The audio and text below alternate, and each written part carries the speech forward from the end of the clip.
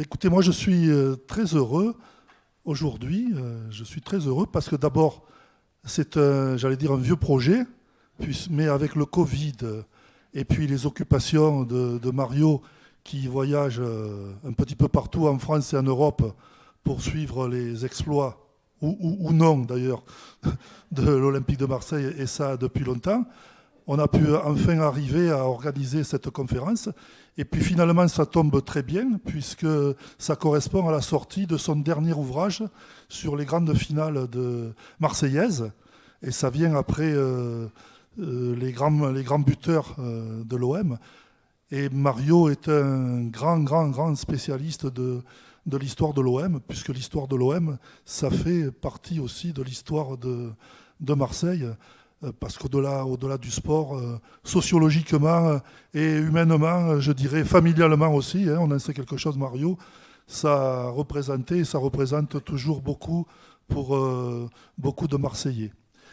Et avant de lui donner la parole, je voudrais aussi profiter, entre guillemets, de l'occasion pour avoir une pensée émue pour ce qui ne fut pas une grande finale, mais qui fut une demi-finale funeste, puisque il y a 30 ans, presque jour pour jour, hein, puisque c'était le 5 mai 1992, il y a eu la tragédie de Furiani à Bastia, et Mario est bien placé, si je puis dire, pour savoir tout ça, puisqu'il a été touché aussi directement par cet événement.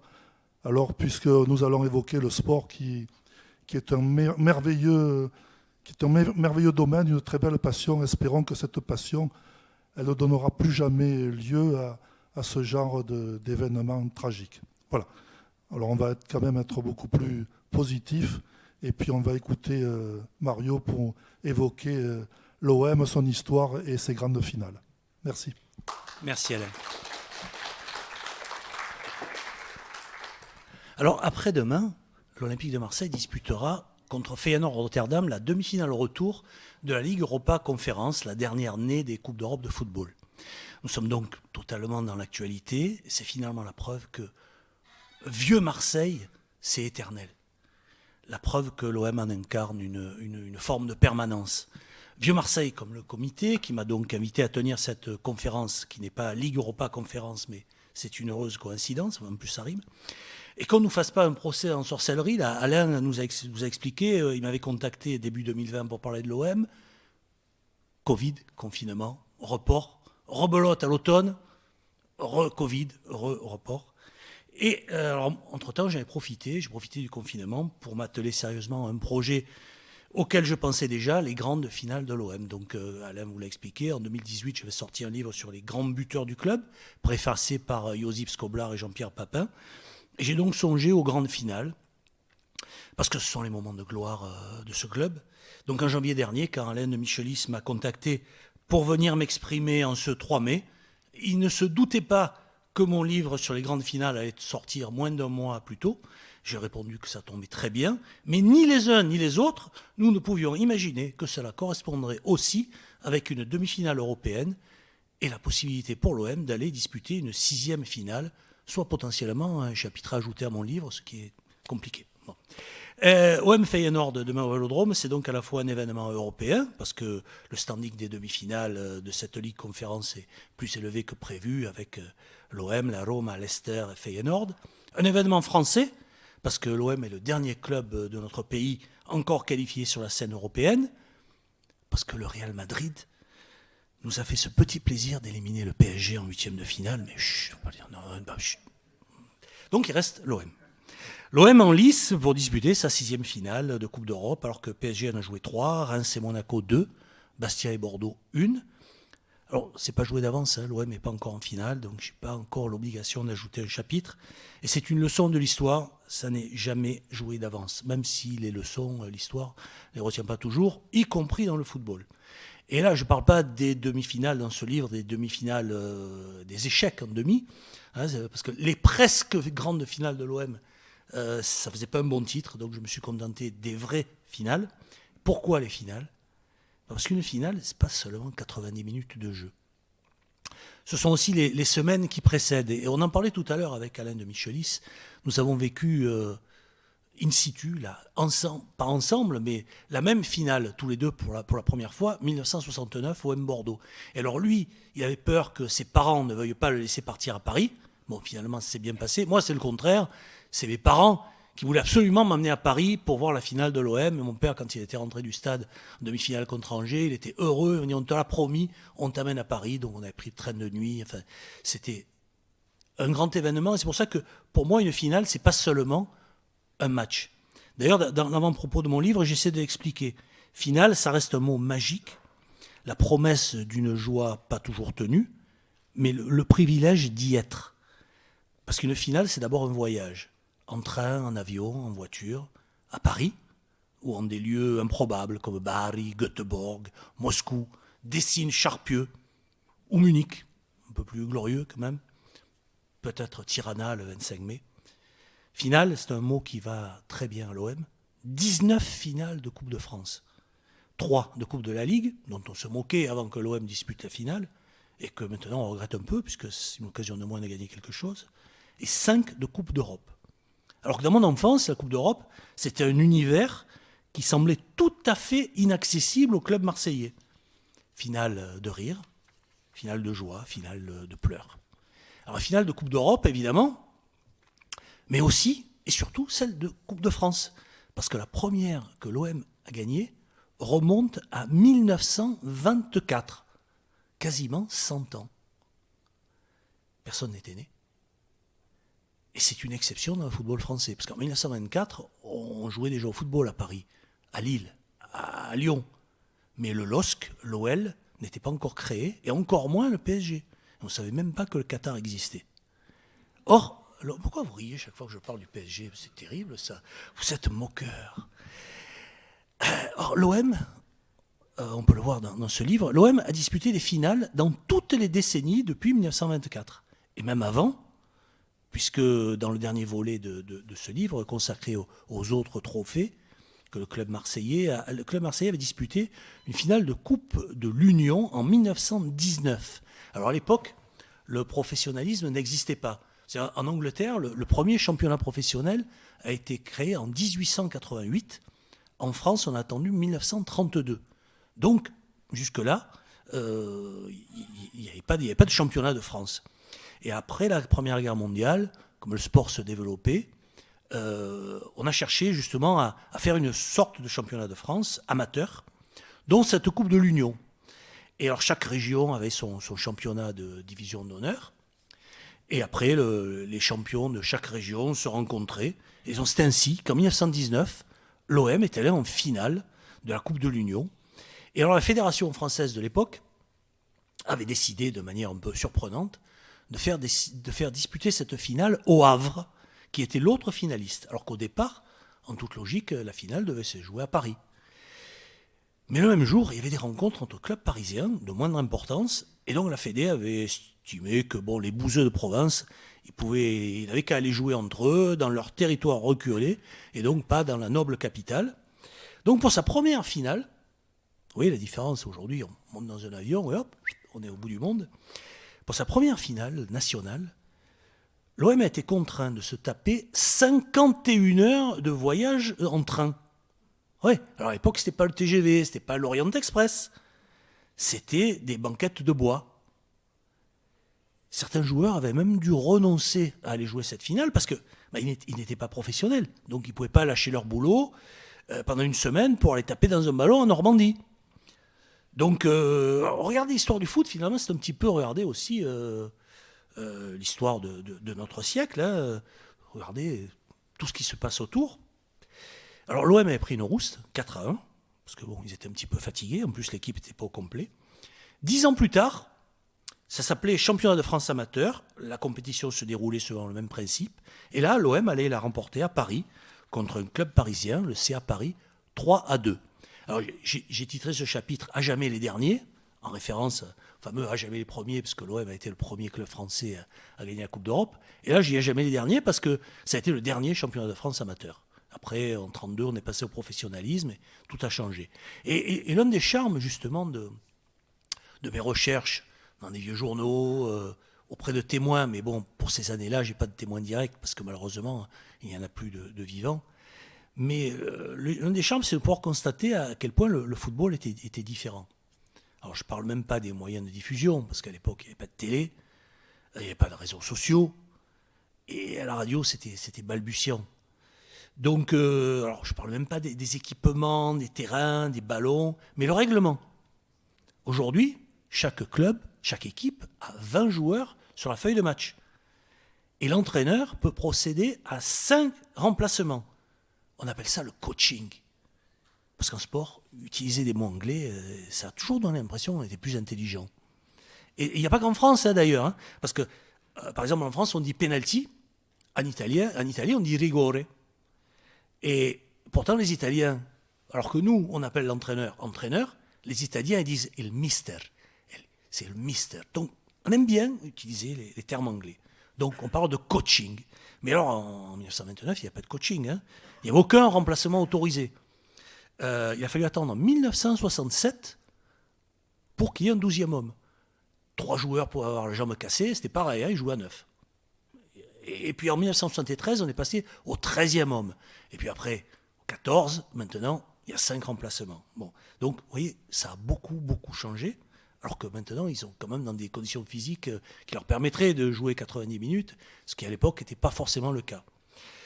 Et donc, alors j'ai lu dans les journaux parisiens d'époque, 1929, pas mal de critiques sur cette équipe marseillaise qui avait passé toute sa deuxième période à défendre son avantage de 3-1. Ils menaient 3-1 à la pause. Mais alors en lisant les journaux marseillais, parce qu'à l'époque, c'était beaucoup plus chauvin, hein, il y avait vraiment les journaux parisiens et les journaux marseillais, c'était absolument rien à voir. Et on se rend compte qu'il y avait 2 joueurs de l'OM qui boitaient, un autre qui avait une lésion musculaire, un autre qui a pris un coup au foie. Alors en gros, bon, ils ont défendu parce qu'ils ne pouvaient pas faire autrement. Ils menaient 3-1, ils avaient 3 ou 4 qui étaient estropiés. Ben, ils se sont regroupés, ils ont tenu et ils ont gagné. Et ils ont gagné, mais ce titre de champion de France amateur n'a pas suscité une grande passion dans la ville. Alors qu'avant et après, mais avant, il faut bien se rendre compte que les manifestations du public dans les rues, dans les stades, ça ne date pas d'hier. Dès 1924, Marseille était en liesse, était en folie pour le premier succès de l'OM. Et donc l'OM a eu beaucoup, beaucoup vibré aux exploits, Marseille a beaucoup vibré aux exploits de son OM. Alors, j'ai commencé mon livre par les Coupes d'Europe. Parce que je suis parti des compétitions les plus glorieuses. Puis d'ailleurs, la une du livre, en gros, on voit la Coupe aux grandes oreilles, celle que l'OM a gagnée en 1993. Puis derrière, il y a la Coupe de France et la Coupe de la Ligue, qui ne sont que nationales. Mais bon, donc je suis parti de la plus glorieuse pour aller vers les compétitions les plus anecdotiques. Mais aujourd'hui, puisque l'actualité est européenne, on finira par l'Europe et on va commencer par la Coupe de France. Cette Coupe de France, on voit là, c'est Marcel Leclerc en 1969. Ça, c'est Marseille en 1969. Quand l'OM gagne la Coupe de France, c'était vraiment extraordinaire. Marcel Leclerc avait plongé dans le Vieux-Port parce qu'il l'avait promis quelques semaines plus tôt, alors que bon, son équipe n'était pas en grande forme. Il avait dit, si l'OM gagne la Coupe, je plonge dans le Vieux-Port. Et quand l'OM a gagné la Coupe, tout le monde lui a dit Leclerc à la baille, Leclerc à la baille. Et il a plongé, il a osé. Donc la Coupe de France, elle a été créée par un jeune dirigeant qui s'appelait Henri Delaunay, qui avait assisté en 1907 à la finale de la Coupe d'Angleterre à Wembley, dans le nord de l'Angleterre. Il y avait... Non, c'était pas en 1907, c'est en 1902, mais il y avait 77 000 spectateurs. Pour l'époque, c'était énorme. Il y en a eu encore plus, hein, même à Wembley. Il y a eu une fameuse finale où c'est un policier à cheval qui a dû disperser la foule, qui avait envahi le terrain. L'Angleterre a vraiment été très très en avance sur le reste de l'Europe et en particulier sur la France en termes de football et même de popularité. Et donc ce Henri Delaunay, il rêvait d'un tel événement en France et il a créé en 1916, en pleine Première Guerre mondiale, avec l'aval de la Fédération internationale qui était présidée par un Français, Jules Rimet, le créateur de la Coupe du Monde. La première Coupe du Monde s'appelait Coupe Jules Rimet. Et cette Coupe de France, elle est très vite devenue la vraie référence du football français, avant que ne soit créé le championnat. D'ailleurs, quand l'OM la remporte, vous voyez là, ça sont les images de 1972. Ça, c'était la folie. Il y a même Thierry Le Huron sur le camion à côté de Gaston Defferre. C'était devenu la mascotte, on ne sait pas pourquoi. Mais c'était... Et là, personnellement, j'étais... Au départ, j'avais 14 ans, je m'étais mis... ma mère travaillait à l'ORTF, et donc j'avais eu la possibilité de monter à la tour, qui est toujours la tour de France 3 maintenant. Donc j'avais filmé en Super 8 le départ du défilé de l'OM depuis le stade Vélodrome jusqu'à la mairie, et ils avaient mis 6 ou 7 heures pour traverser la ville dans ces camions. Donc c'était quelque chose d'extraordinaire. Mais ça n'était pas une première. La première, donc, on va le voir, c'est 1924. Et quand l'OM gagne la Coupe de France en 1924, les journaux titrent l'OM champion de France. Parce que pour eux, la Coupe, c'était vraiment la compétition qui désignait la meilleure équipe du pays. Alors son premier match de Coupe de France, vous ne devinerez jamais comment l'OM l'a gagné. Est-ce que quelqu'un a une idée de la manière dont l'OM a pu gagner son premier match de Coupe de France ? Personne n'a une idée ? Mais ils l'ont gagné par forfait, parce que l'adversaire n'est pas venu. C'était Hercules Monaco. Je ne sais pas pourquoi ils ne sont pas venus. C'était en 1917, on était en pleine guerre. C'est peut-être pas facile, mais ils ne sont pas venus. L'OM a gagné. Donc le premier match officiel, le premier vrai match, l'OM l'a gagné le 4 novembre 1917 contre une équipe lyonnaise, le CS Létero, 2-0. Et sa première finale, l'OM l'a donc disputée le 13 avril 1924 dans un stade qui s'appelait le stade Pershing, qui était à l'est de Paris, dans le bois de Vincennes, qui a malheureusement disparu, comme beaucoup de stades, comme à Marseille. On a le stade de Luvaune, on en parlait tout à l'heure avec Alain de Michelis. C'est quand même un stade qui a marqué l'enfance de beaucoup d'entre nous. Et malheureusement, vu le prix du mètre carré dans le 8e, quand on a jugé que ce stade n'était plus indispensable, on l'a rasé pour construire des immeubles, ça rapporte beaucoup plus de pognon. Et donc le stade Pershing, il a subi le même sort à Paris. Donc on n'a plus le lieu témoignage de la première finale de Coupe de France gagnée par l'OM.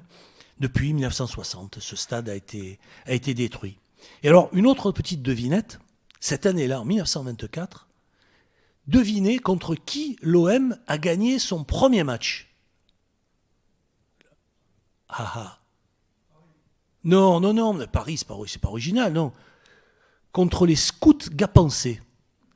Voilà. L'OM est allé à Gap et l'OM a gagné contre les scouts gapençais. Ouais, parce qu'à l'époque, des formations amateurs au premier tour.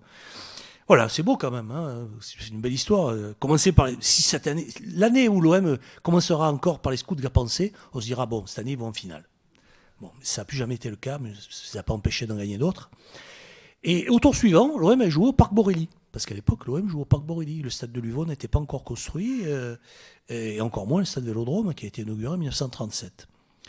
Donc, 13 avril 1924, événement, OM 7 en finale de la Coupe de France. 7 qui s'écrivait CE2TE. Parce que ce n'est qu'en janvier 1928 que la ville est devenue 7, SE accent grave TE. Donc OM 7, c'est la première finale provinciale, parce que jusque-là, toutes les finales de coupe avaient vu gagner des clubs parisiens. Il y a eu le Red Star, il y a eu le CA Paris, l'Olympique de Pantin, il y a même eu des finales entre clubs parisiens. Donc en 1924, première finale entre deux clubs de province, deux clubs méditerranéens en plus. Mais c'est à Paris que Pierre Robin, dirigeant olympien, est allé recruter les deux fers de lance de son attaque. Bon, à l'époque, il ne sait pas encore qu'ils vont être aussi bons, que ça va être d'aussi bonnes recrues. Ils s'appellent Édouard Crute et Jean Boyer. Et ils vont faire les beaux jours de l'OM. Ils sont venus, alors à l'époque, ils n'étaient pas professionnels. On va pas le dire trop fort, hein, mais ils ont été embauchés comme courtiers en grains par Paul Le Sesne. Je crois qu'ils n'ont jamais vu grains de près. Hein. Ils n'ont vu que des ballons. Bon. Mais enfin, ils étaient amateurs. Et en finale, Crute marque le premier but, Boyer le deuxième, et Crute, en prolongation, sur coup franc, inscrit le troisième. L'OM gagne sa première finale de Coupe de France, 3-2. Alors dans cette équipe olympienne, il n'y avait pas que ces deux Parisiens. il y avait aussi un stratège marseillais qui s'appelait Jean Cabassu. Un vrai Marseillais. Ils étaient plusieurs frères à jouer à l'OM. Jean était le meilleur. Mais il y avait 3 frères. Les 3 frères ont créé un cabinet de vétérinaires quelques années plus tard. Un cabinet qui a été repris par les enfants, puis par les petits-enfants. Et aujourd'hui encore, place Castellane, il y a le cabinet vétérinaire Cabassu.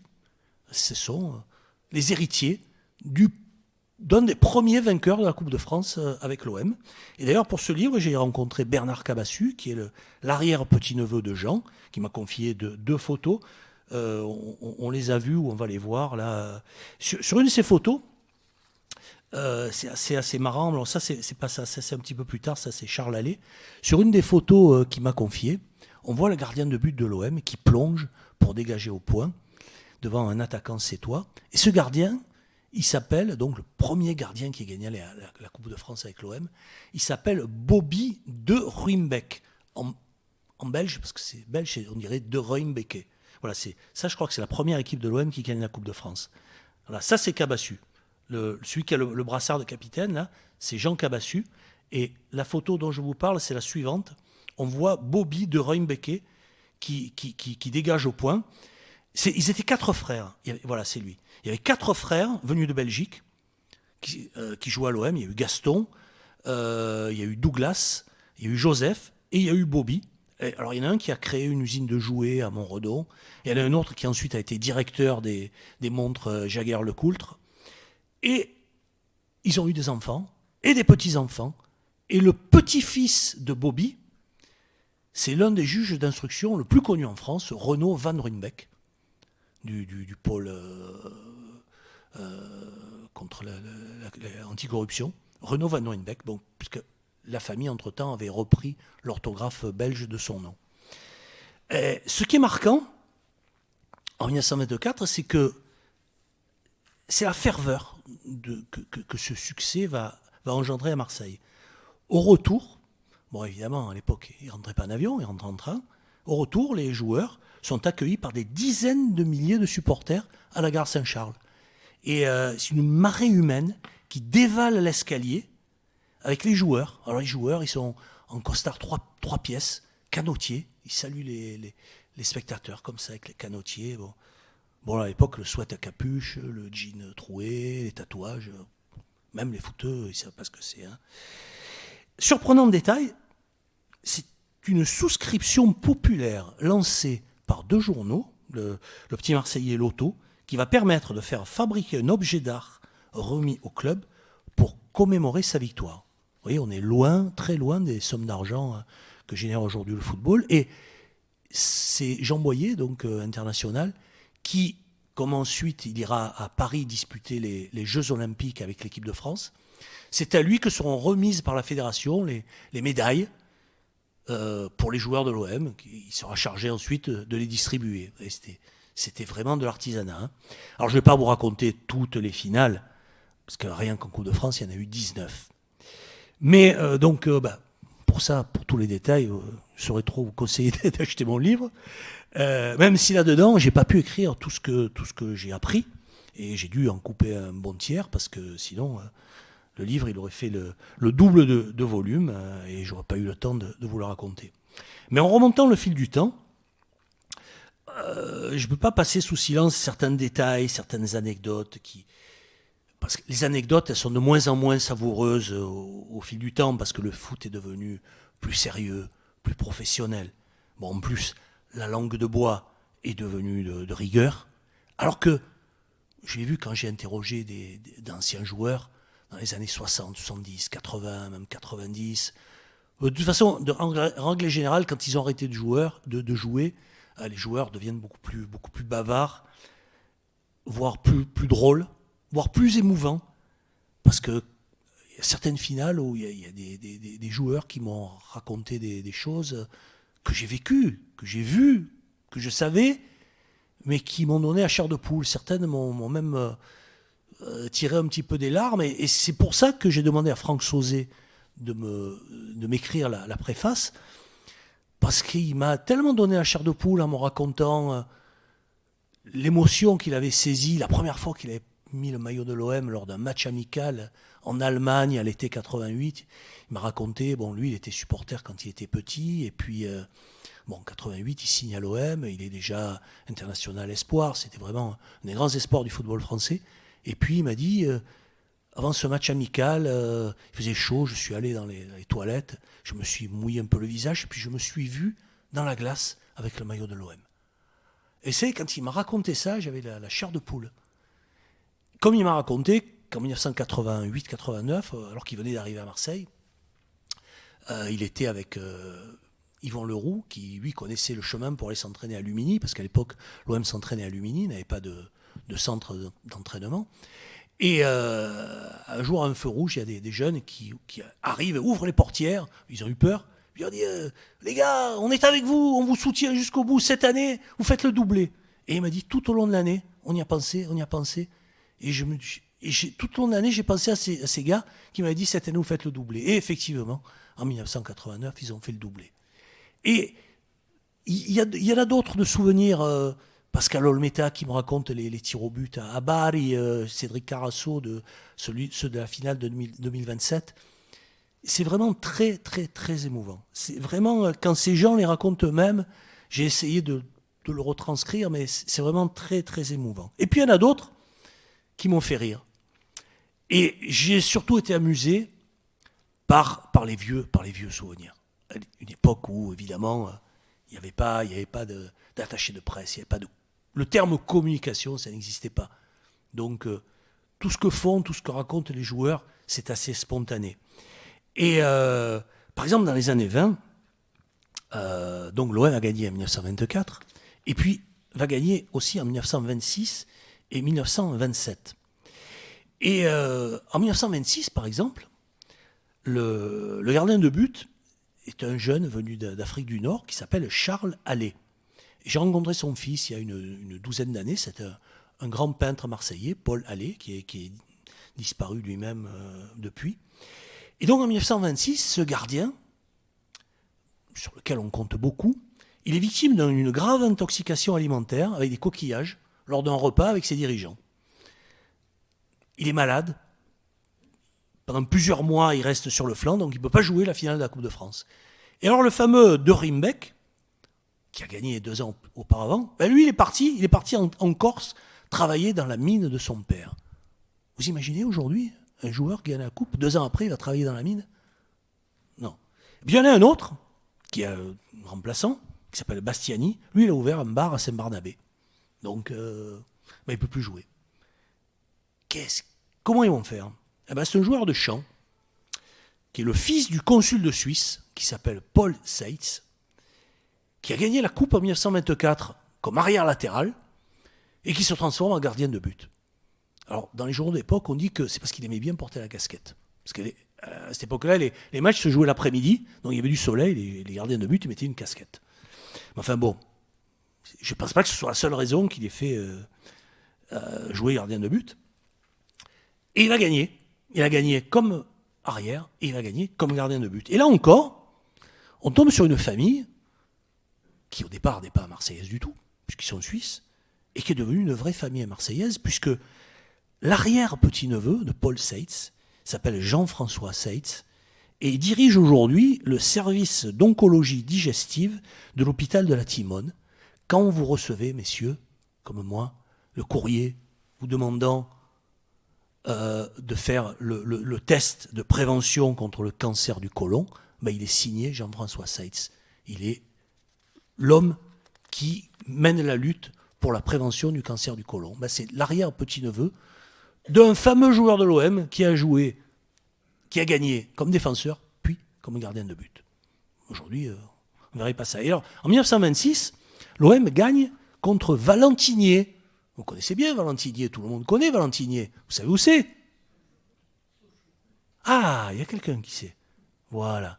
C'est un peu l'ancêtre du FC Sochaux, parce que le maire de Valentinier, c'était Jules Peugeot. Et dans cette équipe, la plupart des joueurs étaient ouvriers chez Peugeot. Et donc, ils sont laminés, l'OM gagne 4-1. Et à la fin, les joueurs de l'OM leur proposent de partager le tour d'honneur.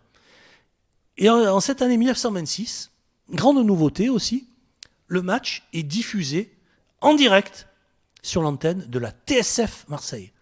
La TSF. Plus personne ne sait ce que c'est la TSF. C'était la radio. Je sais plus, sans fil, mais je ne sais plus si c'était pas télévision, transmission sans fil. Bon, la TSF. Et puis alors, la Paramount a filmé le défilé des Olympiens dans Marseille. Bon, alors, si quelqu'un retrouve le film, moi je le verrai volontiers. Malheureusement, je ne l'ai jamais vu. Je ne sais pas s'il existe encore, s'il a été détruit. Mais c'était écrit dans les journaux à l'époque. La Paramount a filmé le défilé des Olympiens. Alors en 1927, l'OM gagne encore contre Quevilly. Et alors là, c'est la première fois, parce que l'OM est toujours le premier, ça a été le premier club de province à gagner la Coupe de France, le premier club français à gagner la Coupe d'Europe. Et en 1927, c'est le premier qui gagne devant le président de la République. Bon, normalement, on se met au garde à vous, là, quand on dit président de la République. Bon, enfin, je vois, tant pis. Alors, le président de la République, là, il s'appelle Gaston Doumergue. Et alors, à la fin, il remet la coupe aux Olympiens. Et bien, un joueur, Édouard Crut, je vous en ai parlé déjà, c'est un de ceux que l'OM est allé chercher à Paris. C'est un titi parisien, avec la langue bien pendue, est un peu facétieux. Et il lui lance une vanne, à l'époque, une vanne à la mode. Et il lui dit, arrangez-vous un peu la cravate. Bon, c'est pas franchement méchant, c'est pas irrespectueux. Mais ça déplaît fortement au président de la Fédération française. Il faut comprendre que, donc, c'est la première fois que le président de la République vient à une finale de Coupe de France. Alors, le président de la Fédération française, il a envie de rendre le foot respectable. Et à partir de là, Édouard Crut ne sera plus jamais sélectionné en équipe de France. On comprend pourquoi. Voilà. Mais l'OM n'a pas fini avec les présidents de la République. Il y en a eu d'autres. Par exemple, en 1938, c'est Albert Lebrun. Et alors, Jean Bastien, qui est une des fortes têtes de l'OM, c'est un futur FFI. En 1944, il a participé à la libération de la Provence, les armes à la main. Et alors Jean Bastien, que Mario Zatelli, que j'avais rencontré en 2002, surnommé le Rouge, parce qu'il était, je pense, à la fois communiste et roux, Jean Bastien, il s'était mis du Dolpic sur la main, parce que le Dolpic, c'est une pommade chauffante que connaissent les vieux sportifs pour se chauffer les muscles. Et il en avait bien gardé sur la main, et il a serré la main du président de la République, président qui avait de belles bacchantes, et qui après, de temps en temps, se lissait les moustaches avec les mains pleines de Dolpic. Et d'après Mario Zatelli, il regardait de temps en temps le président qui bougeait les nez comme ça devait un peu piquer le Dolpic. Il se demandait, voilà, il avait la moustache pleine de Dolpic. Vous voyez, voilà, c'est peut-être pas ce qu'il y a de plus glorieux comme un rapport entre l'OM et le président de la République. Alors, en 1969, une autre première. La Coupe de France a droit à un président de la République intérimaire. Puisque, vous devez vous souvenir, le général de Gaulle a démissionné après avoir perdu le référendum sur la régionalisation. Et c'est Alain Poher, qui est à la fois candidat à la présidence de la République et qui fait office de président intérimaire, qui assiste à la finale de la Coupe de France en 69. Et alors, Marcel Leclerc, le président, non pas de la République, mais de l'OM, il va faire un truc assez étonnant, que j'ai lu dans le Provençal de l'époque. Il entraîne ses joueurs à serrer la main au président de la République. Ouais, voilà, parce qu'on n'est pas entraîné, on ne sait pas serrer la main à quelqu'un. Alors, il joue le rôle du président, et il se fait serrer la paluche par tous les joueurs. Alors, non, là, vous, c'est trop mou, là, c'est pas bon. Non, là, vous ne le regardez pas. Non, vous, c'est bien, vous, c'est bien. Et puis alors, comme en dehors de Roger Manusson, de Joseph Bonnel et Jean Djorkaeff, il n'y a pas d'internationaux dans l'équipe de l'OM, ils ne sont pas trop habitués au cérémonial, il a peur que ses joueurs soient un peu impressionnés, alors il demande à Mario Zatelli, l'entraîneur, de leur passer régulièrement la Marseillaise, pendant qu'ils partent au vert, pour s'entraîner au contexte. Et figurez-vous que, bon, comme 1969, les joueurs, il en reste quand même beaucoup qui sont encore bien verts. J'en ai eu beaucoup, Jean-Paul Escal, Jean Yodou, Jacquinovi, Diego Lopez, Roger Manusson, Jean Djorkaeff. Il n'y en a pas un qui se souvienne de ça. Pas un. Alors, sont-ce des légendes? Moi, je l'ai lu dans le Provençal de l'époque. Mais comme le fait dire John Ford dans le western L'homme qui tua Liberty Valance, quand la légende est plus belle que la réalité, on imprime la légende. Donc, on admettra que Marcel Leclerc avait entraîné ses joueurs au serrage de paluche du président de la République et il les avait entraînés à écouter la Marseillaise. C'est quand même marrant ça. Hein, vous imaginez ça aujourd'hui avec les joueurs. Bon. En 1972, ça c'est 1972 justement, miroir du football.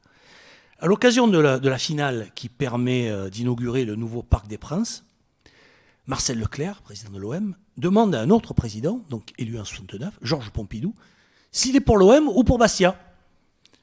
Le président, pragmatique, répond pour Marseille. Il y a plus d'électeurs. Et il ajoute, mais je ne suis pas sûr qu'ils votent tous pour moi. Et effectivement, à l'époque, le maire de Marseille, c'est Gaston Defferre, qui est socialiste. Et ce jour-là, il gagne nettement la petite guerre d'influence, la guerre d'image, qu'il livre à son adversaire de l'époque, Joseph Comiti, qui est le leader de l'UDR à Marseille, et qui est aussi ministre des Sports, qui est donc très bien placé dans la tribune d'honneur. Mais alors Gaston Defferre, lui, fait mieux. Avec Marcel Leclerc, il descend sur la pelouse avant la finale, il fait un tour d'honneur auprès des supporters de l'OM, parce qu'il aimait bien qu'on dise qu'il est le maire de l'OM. Donc là, il gagne quelques voix supplémentaires. L'OM, c'est lui. En 1976, ben là on est en 1976, justement encore, ça tombe bien. Quand Valéry Giscard d'Estaing remet la coupe à Marius Trésor, il parle des plages de la Guadeloupe, où il était quelques semaines plus tôt. Vous voyez, entre président et joueur, il y a des rapports différents. 1989, là c'est le moment le plus connu, bon, parce que c'est aussi un petit peu plus récent que la plupart d'entre nous l'avons vu soit au stade, soit à la télé. L'OM fait le doublé. 1989, c'est le deuxième doublé du club après 72. 10 jours après avoir été champion de France, l'OM gagne la coupe au terme d'une finale la plus spectaculaire de l'histoire face à Monaco. 4-3, triplé de Jean-Pierre Papin. Et alors là, donc Jean-Pierre Papin m'a raconté. Il avait fait un pari avec des copains. Alors Jean-Pierre, il est honnête. Il m'a dit, moi quand je suis arrivé à Marseille, j'étais un babache. Babache. Ah, vous ne regardez pas Capitaine Marlowe sur France 3, parce que Capitaine Marlowe, Corinne Maziro, comme elle est du Nord, elle emploie souvent ce terme babache.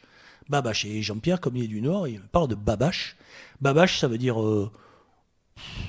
abruti, babalo. Chez nous, on dirait babalo. Voilà. Alors attendez, je vais essayer de changer un petit peu les photos pour que vous voyez autre chose.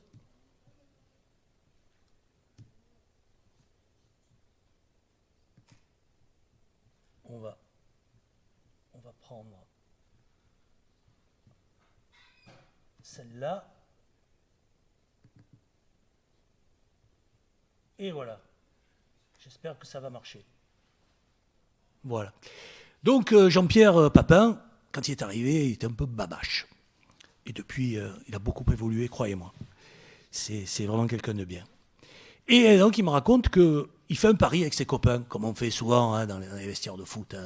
Et il dit, il y a un fantôme.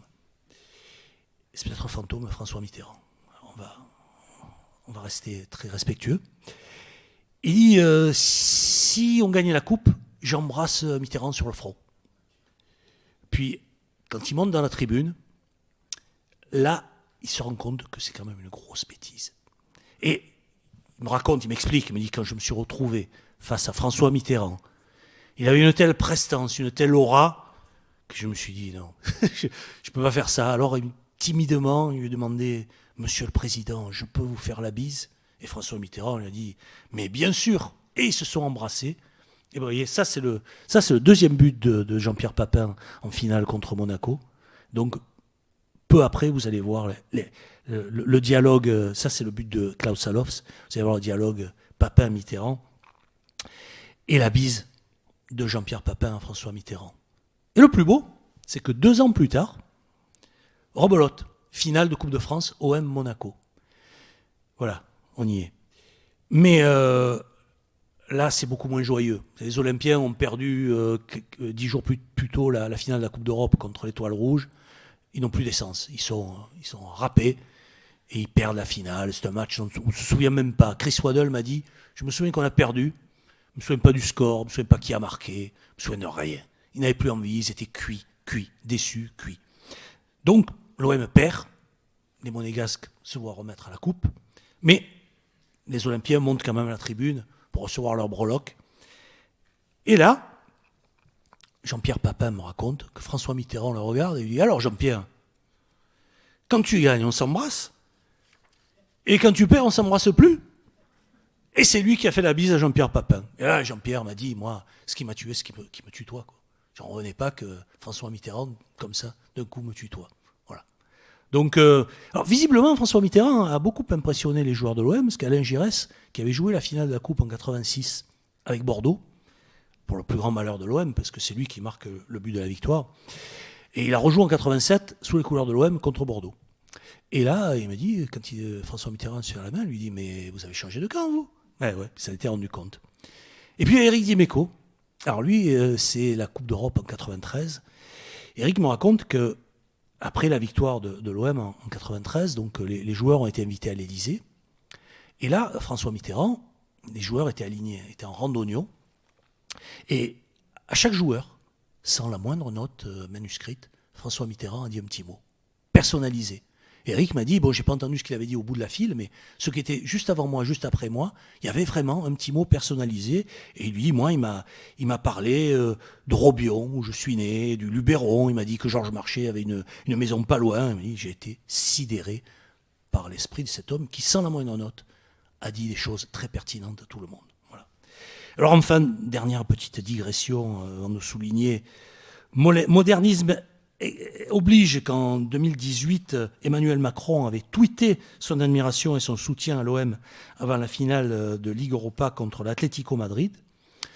Je voudrais clore ce chapitre présidentiel par l'émotion ressentie par un ami, Jean-Louis Pacul, qui était envoyé spécial permanent de RTL à Marseille, et qui était au bord des larmes en 2006 quand il a vu Jacques Chirac serrer la main de Pape Diouf, notre ami, et particulièrement celui de Jean-Louis, qui m'a dit « J'étais extrêmement fier d'être français en voyant le président de la République serrer la main du seul président noir d'un club en Europe. » Voilà.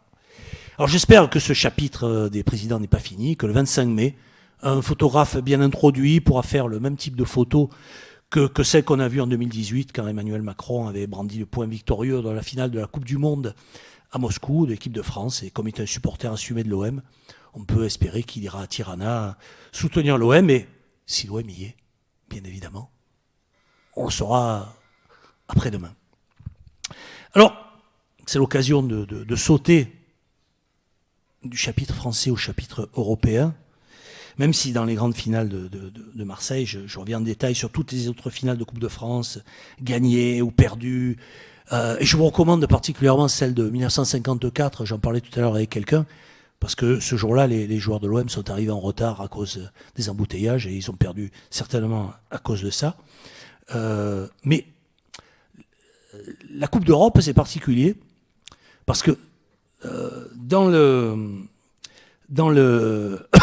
ces années-là, les soirs de Coupe d'Europe, comme je l'ai expliqué, je me couchais de bonne heure. Alors, j'ai pas voulu faire croire que j'avais lu tout Proust, mais j'ai lu et j'ai relu souvent le premier chapitre de La Recherche du temps perdu, et donc je me suis souvenu de ça. Longtemps, je me suis couché de bonne heure. Et effectivement, dans les années 60, 70, 80, quand il y avait des matchs de Coupe d'Europe, on se couchait vite de bonne heure parce que à partir d'octobre-novembre, l'OM avait disparu. Donc, jusqu'en 1987, et là ça a changé, demi-finale contre Ajax, demi-finale contre Benfica en 90 avec le bras de Vata. Donc arrive 1991, et là, c'est la révolution.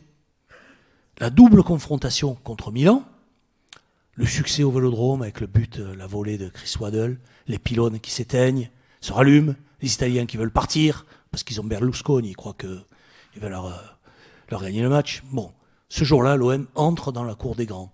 Mars 91, c'est vraiment la révolution. L'OM change de dimension. De toute l'Europe, on débarque à Marseille pour découvrir ce nouveau venu sur la scène européenne. Il y a son entraîneur belge, Raymond Goethals, Son président, homme d'affaires, Bernard Tapie, ses supporters si chauds, colorés, qui chantent, déploient des tifos, puis des joueurs emblématiques. Boli, Papin, Waddle, Dimeco. Paris Match fait sa une sur l'OM. Les journaux télévisés se font à Marseille. On s'arrache les pins. Vous vous souvenez des pins? Voilà. La France entière, ou presque, est supportrice de l'OM.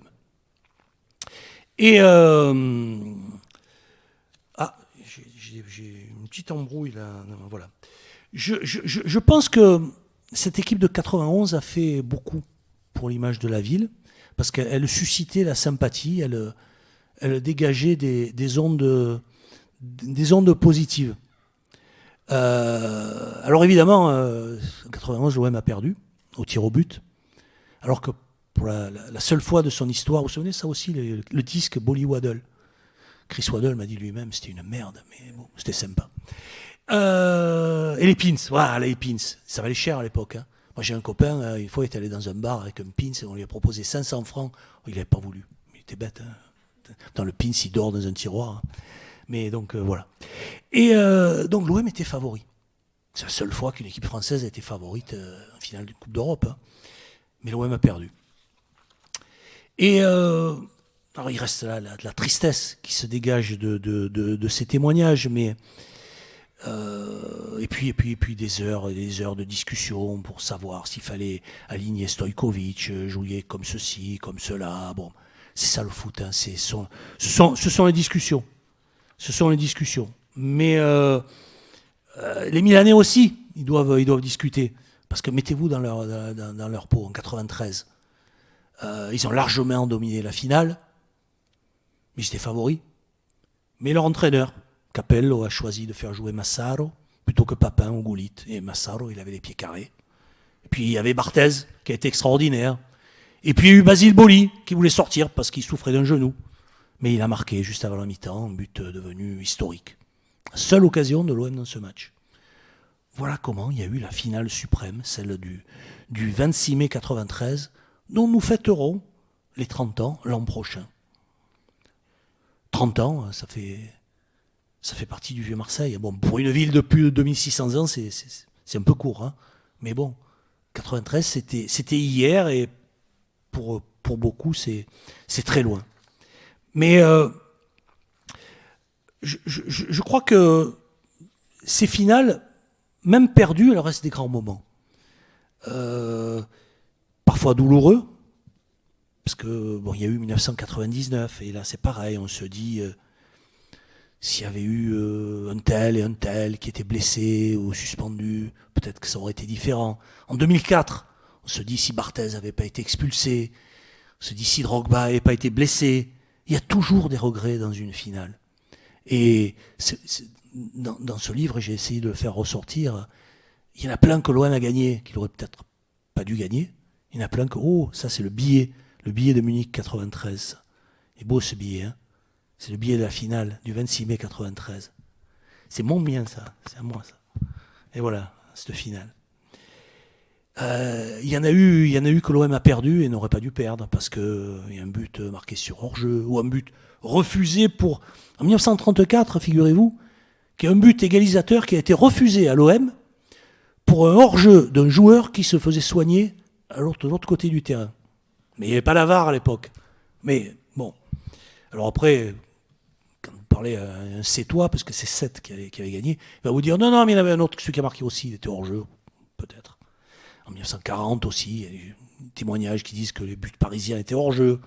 En 1954, alors Alain de Michelis tout à l'heure me disait mes parents m'ont assuré que l'OM avait égalisé, qu'il y a un joueur de Nice qui a fait un ciseau retourné, qui a dégagé le ballon, il était derrière la ligne, il y a la photo, il y a la preuve. Oui, mais bon, l'OM a perdu.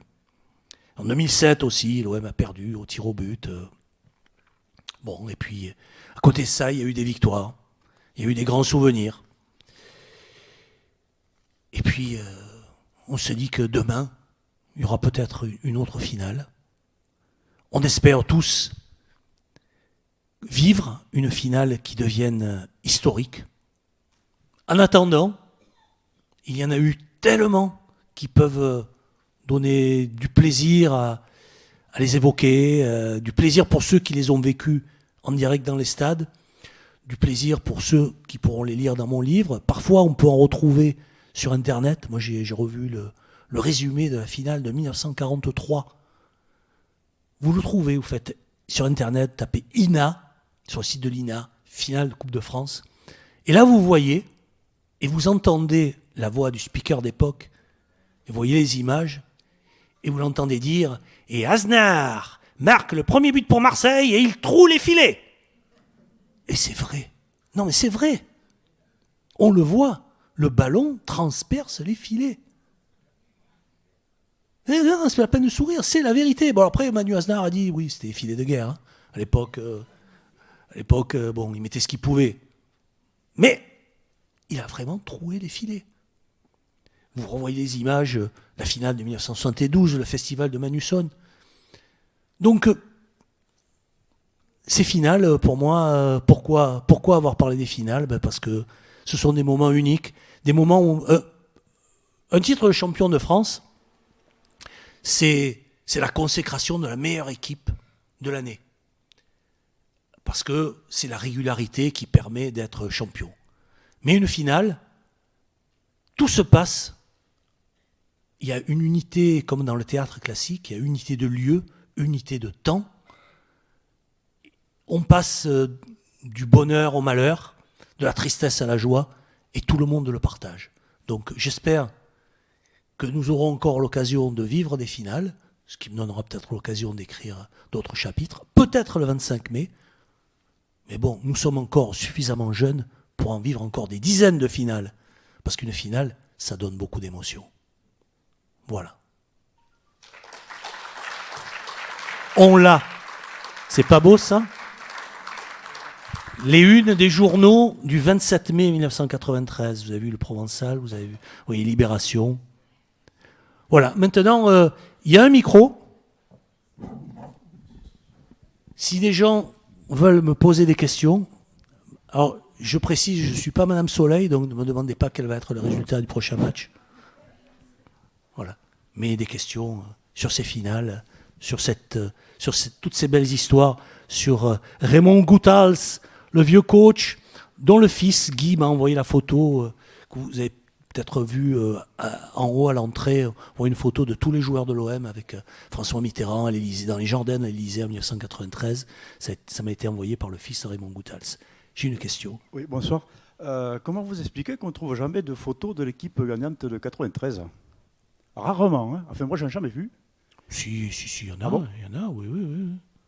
Oui, il en existe. D'ailleurs, Barthez est accroupi sur la photo. Oui, il y en a. Il y en a. Bon, c'est assez difficile de les voir. Oui, il y en a. Il y en a, mais c'est vrai que...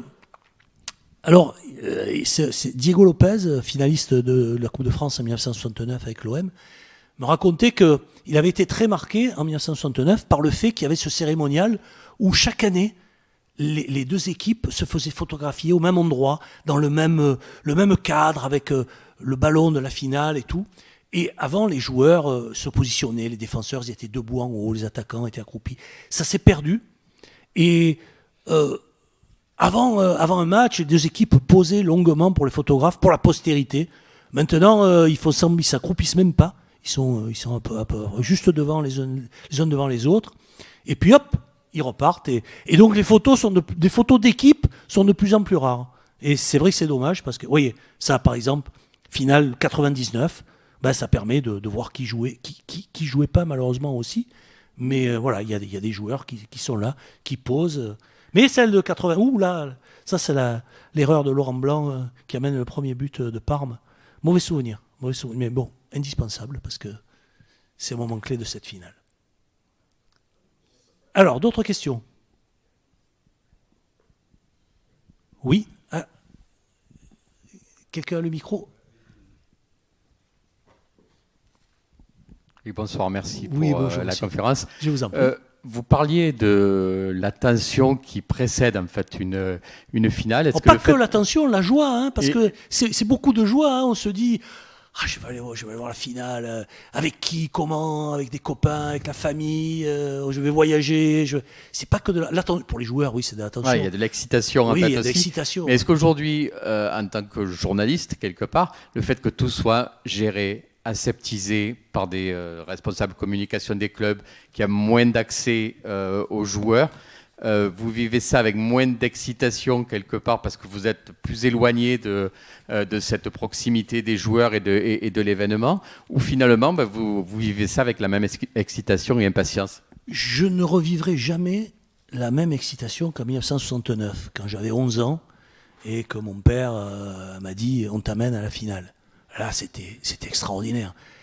C'était extraordinaire parce qu'en plus, j'en parlais avec mes copains au lycée, et j'en ai reparlé après. Peut-être de là que c'était peut-être mon premier reportage. Que le lendemain, j'étais au lycée, je racontais comme ça parce que j'avais tellement crié que j'avais plus de voix. Et je racontais tout ce que j'avais vécu. Et c'est vrai que au fil des ans, on devient blasé. Mais là, avant une finale, je reste excité par l'événement. Parce que je suis fasciné par les finales, par tout ce cérémonial, par le fait que j'ai l'impression d'entrer dans la télé. Parce que quand on est téléspectateur, on voit Real, Milan AC, on voit Inter, Benfica, quand j'étais petit, Ajax, Bayern. Et bon, on a l'impression que c'est un autre monde. Et puis quand on y est, j'y suis. Donc le fait de se dire on va y être, ça va au-delà du résultat potentiel. Et évidemment, moi, je préfère que ce soit l'OM qui gagne. Parce qu'après, quand on revient, c'est pas joyeux. Mais avant, il y a le plaisir de l'événement en soi. Alors, c'est vrai que dans les années 80, 90, on vivait, même début des années 2000, on vivait les finales beaucoup plus près des joueurs. Alors que là maintenant, je dirais que même la convivialité, elle est institutionnalisée. C'est-à-dire que l'UEFA instaure un média day. Les joueurs, les clubs sont obligés, avant une finale, d'avoir un jour ouvert à la presse avec un maximum d'interviews, etc. Voilà. Donc ce jour-là, tout le monde sourit. C'est bien ouvert, mais bon, dans les années 60, 70, mes copains journalistes, ceux qui m'ont précédé, m'ont raconté des choses. Dans ce livre, vous voyez des photos des joueurs de l'OM en 76 à la pêche à la ligne ou en train de jouer aux cartes. C'est monté, hein, ils pêchaient pas vraiment, mais ils posaient pour les photographes. Mais il y avait une proximité qui n'empêchait pas les joueurs après de se donner à fond. Hein. Ils n'étaient pas du tout perturbés par la présence de journalistes qui les interviewaient. Tout ça n'a absolument aucun effet. Mais bon, maintenant, il y a la communication, tout est fermé, tout est cloisonné. Moi, je vous dis, mis à part Steve Mandanda, un peu Dimitri Payet, je ne connais pas un seul joueur. Pas un. Alors que j'ai eu les témoignages pour ce livre de près de 90 anciens joueurs, présidents ou entraîneurs, qui m'ont tous répondu. Stéphane Mbia m'a retéléphoné de Chine. Il habitait Wuhan. Vous vous rendez compte ? J'ai mis la photo, il m'a envoyé une photo. Il est entouré de gens en combinaison intégrale. Il était à Wuhan. Il m'a téléphoné en WhatsApp de Wuhan pour me répondre. J'ai Roger Manusson, Dragan Stojkovic, Chris Waddle. Même des stars. Ils étaient sympas, dispo, et ils ont raconté de merveilleux souvenirs. Malheureusement, dans 20 ans, j'ai bien peur que si quelqu'un veut interviewer Luis Gustavo, ce ne soit pas possible. Voilà. En plus, il ne parlait même pas français. Donc. Mais avant, oui, il reste quand même cette excitation. Avant une finale, je trouve que c'est formidable une finale. Tu y vas pas, comment tu y vas? Quand est-ce que tu rentres? Bari, on a failli ne jamais rentrer, hein, parce que l'avion, on est rentré le lendemain à 18h, l'avion ne fonctionnait pas, c'est une vraie galère. D'autres questions? Oui. Oui, bonsoir. Est-ce que vous ne pensez pas que ce que vous avez vécu et que vous racontez avec passion, c'est un peu du passé quand on va maintenant ce qu'il faut prendre comme encadrement des supporters même de les protéger parfois contre des hooligans lors des déplacements. J'ai pas tout compris. Est-ce que vous ne pensez pas que ce que vous avez vécu est un peu du passé quand on voit tout ce qu'il faut prendre comme mesure de précaution? Ah mais de toute des façon, supporters l'histoire c'est du passé. Hein. Moi, les grandes finales, c'est pas les grandes finales de demain. Les Hein. protéger des hooligans, quoi. C'est ça, quand on voit ce qui se passe pour un déplacement maintenant, c'est quand même compliqué de vibrer. Vous savez, le Heysel, c'est 1985. Hein. C'est 1985. Donc, j'ai vu quand même la plupart de mes finales professionnellement. La première, j'ai vu à partir de 86. Donc, des hooligans, il y en a toujours eu depuis ces années-là. À la limite, les finales, depuis justement le Heysel, il y en avait eu une aussi, un Leeds-Bayern à Paris en 1975, qui avait été très très violente. Depuis, c'est quand même beaucoup plus canalisé. C'est quand même donc un petit peu moins dangereux. Sincèrement, on n'a pas besoin d'aller en finale pour le danger. Hein. Après-demain, les supporters néerlandais, il vaut mieux pas trop les croiser. Hein. Donc, mais j'ai vécu des finales où on craignait justement beaucoup ça. J'en ai parlé pour la finale de 2006 OM-PSG. J'ai longuement parlé avec l'ancien directeur de la sécurité de l'OM. En 2006, on était vraiment très très inquiets. Parce qu'en plus, c'était au Stade de France, donc les supporters parisiens étaient quand même plus ou moins à domicile. Et il y a eu des alertes, mais finalement, tout s'est très bien passé. Malheureusement, c'est vrai, il n'y a plus la même convivialité. Je racontais tout à l'heure à Alain de Michelis qu'en 1969, quand je suis allé assister à ma première finale, je suis arrivé avec mes parents devant la porte du stade de Colombes et on était là à côté de supporters bordelais qui avaient des bouteilles de Bordeaux et pas de tire-bouchon. Et mon père avait un tire-bouchon. Il a sorti son tire-bouchon, ils ont ouvert la bouteille et il dit allez, c'est le Marseillais qui va boire le premier. Et voilà. On était Bordelais, Marseillais, pas de problème. Aujourd'hui, aller dans un stade avec un couteau suisse et un tire-bouchon, vous finissez en tôle. Hein. Tout a changé, effectivement. C'est beaucoup moins convivial.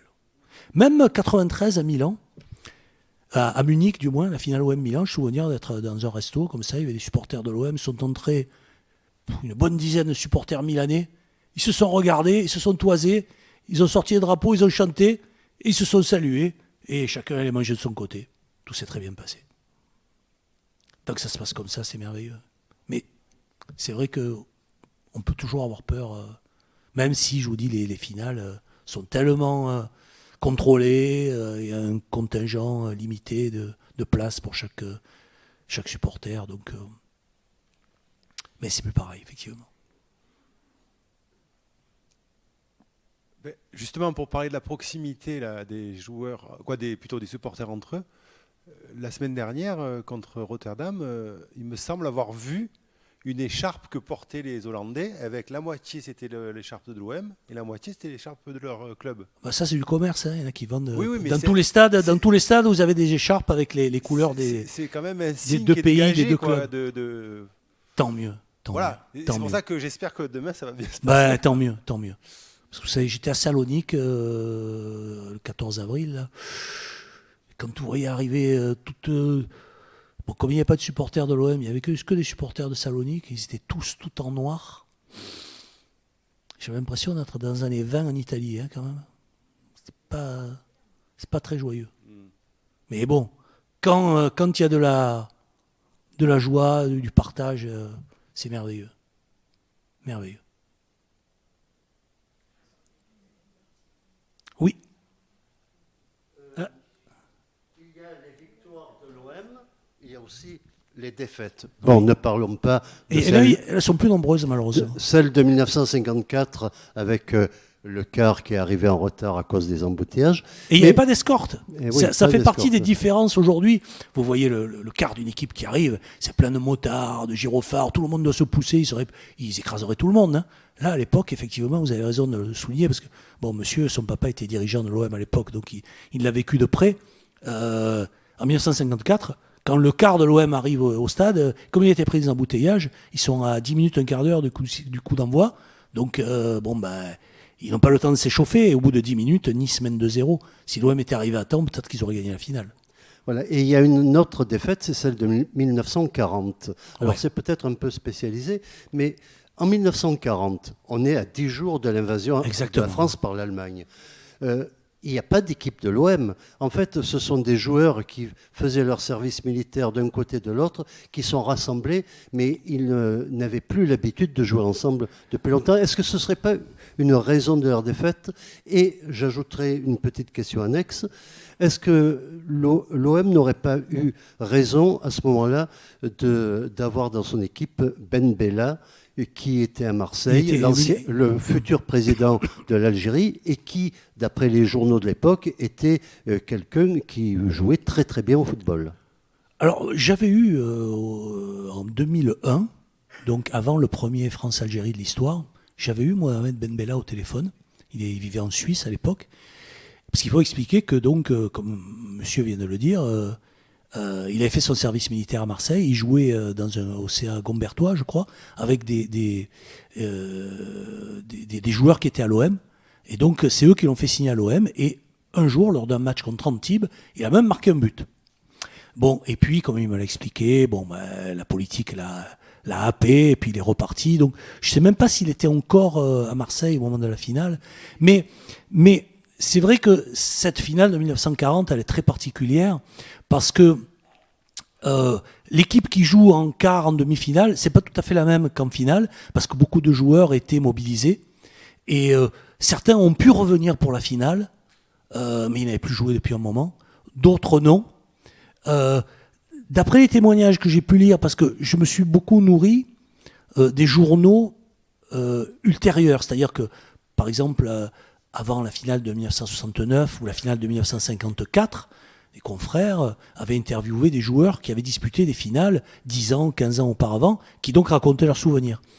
Et beaucoup ont raconté que les 2 buts parisiens étaient hors jeu. Il y en avait un joueur qui était par terre, loin derrière les autres. Et puis quand le ballon est arrivé, il s'est levé, il a marqué. Le public lui-même était sûr qu'il était hors jeu. L'arbitre a accordé le but. Et...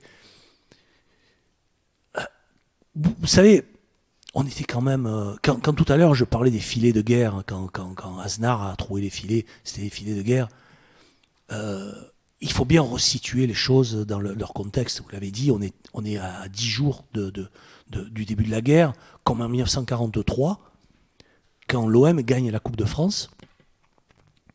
On est 5 mois environ après la destruction des vieux quartiers Saint-Jean, le Panier, le dynamitage par la police française. Et on est peut-être 15 jours avant l'arrestation de Jean Moulin. Le foot continue, mais il se passe des choses tellement plus importantes à côté qu'on peut comprendre que parfois des choses ne soient pas faites tout à fait dans les règles et que des équipes soient handicapées ou qu'on ne prenne pas les meilleurs joueurs. C'était quand même une période. Vous vous rendez compte qu'en 1943, donc là c'est Emmanuel Aznar qui le raconte, et donc j'en parle dans mon livre, il est capitaine de l'OM, et donc il vérifie les licences de l'équipe adverse, en l'occurrence c'est Girondins de Bordeaux. Et il y a 11 joueurs, il n'y a que 6 licences. Et le dirigeant de Bordeaux lui dit « Ah ouais, non mais moi je suis médecin, hier j'ai fait un constat de décès, j'avais les licences dans la poche de ma veste, elles ont dû tomber dans un cercueil. » Voilà. Donc, il porte réclamation, et il a raison de porter réclamation parce qu'effectivement il y a un joueur de Bordeaux qui n'était pas qualifié. Il n'avait pas de licence. Aujourd'hui ça ne se passerait pas, ça. Même avant-guerre ou après-guerre, en période normale, mais là, l'information ne circulait pas normalement. Et donc, c'est vrai que ces matchs-là étaient quand même très particuliers, quoi. L'OM a perdu une finale en 40, gagné en 43, donc ça équilibre un petit peu pendant une période où il n'y avait plus de championnat et où il n'y avait que la Coupe de France pour maintenir un petit peu le foot vivant. Et d'ailleurs, personnellement, c'est certainement pas l'époque à laquelle j'aurais aimé vivre. Mais d'un autre côté, je voudrais être une mouche pour me poser sur l'épaule de mon père qui avait 14 ans en 1943. Je ne sais pas comment il a suivi la finale de la Coupe de l'OM, mais si c'était à la radio en direct ou pas. Mais dans ce contexte, avec l'armée allemande à Marseille, l'occupation, les restrictions, ça devait être un bonheur quand même extraordinaire que l'OM gagne la Coupe de France. On a de la chance, nous. Que l'OM gagne ou perde, la vie continue.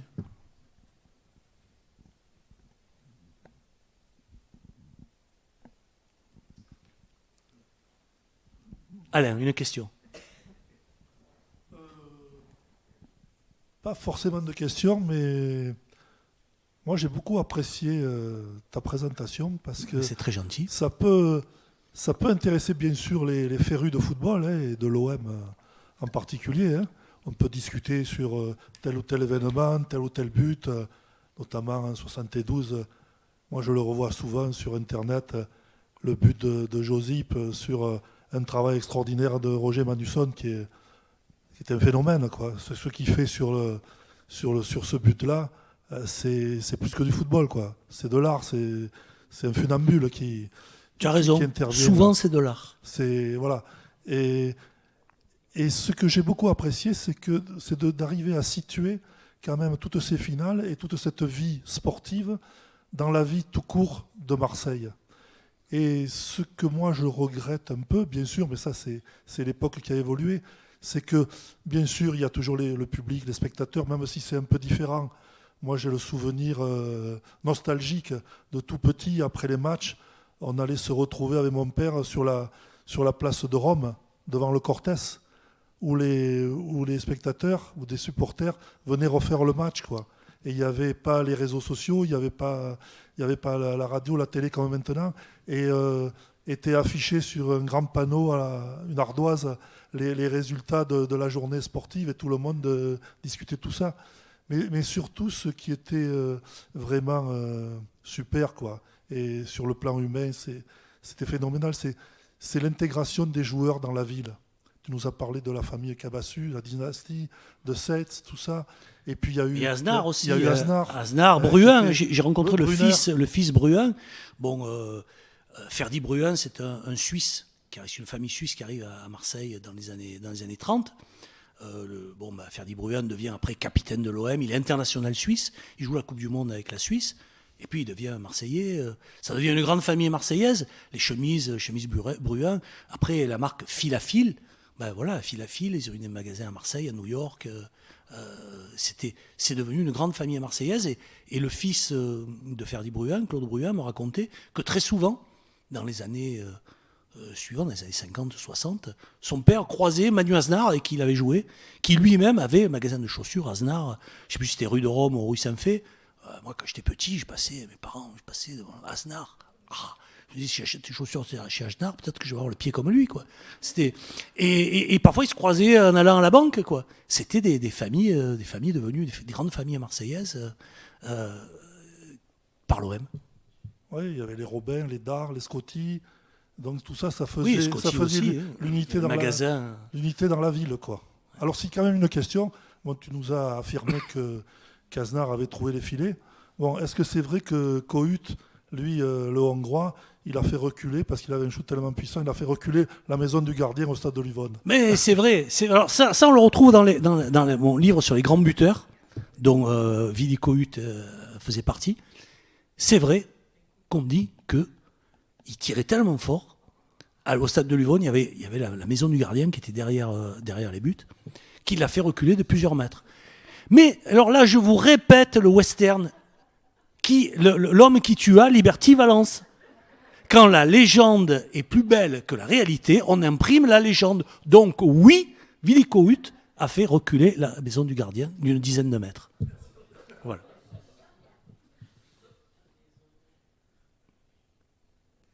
D'autres questions?